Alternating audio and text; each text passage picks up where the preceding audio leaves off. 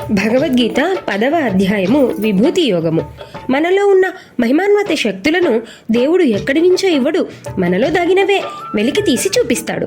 భారతీయ తత్వశాస్త్రంలో అత్యంత గోప్యమైన బోధ ఏంటంటే మనిషి అనేది మామూలు శరీరం కాదు, అది అపార శక్తుల నిల్వ.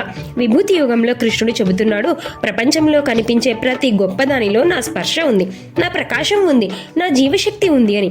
ఇది సృష్టి రహస్యం మాత్రమే కాదు, మనలో ఉన్న లోతైన శక్తుల రహస్యము కూడా.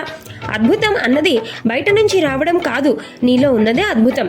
పర్వతం మహత్తు, సముద్రం లోతు, సూర్యుడి జ్యోతి, గరుడుడి వేగం, వేదాల జ్ఞానం ఇవన్నీ నా శక్తులే అంటున్నాడు కృష్ణుడు. ఆ మూలం నీలో కూడా ఉంది అంటున్నాడు. నీ జీవితంలో ఏ శక్తి ఎక్కువదో గమనించు.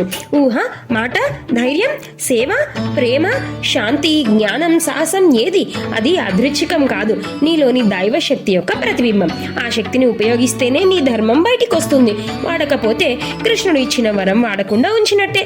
విభూతి యోగము మనకు చెబుతున్న అసలు సత్యం, దేవుణ్ణి అర్థం చేసుకోవడం కన్నా గొప్ప పని ఆయనను మనలో గుర్తించడం.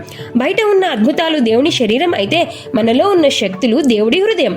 ప్రతి క్షణం నీలోని శక్తిని గుర్తించి దాన్ని వాడితే నీ జీవితం మారిపోతుంది అంటున్నాడు కృష్ణుడు.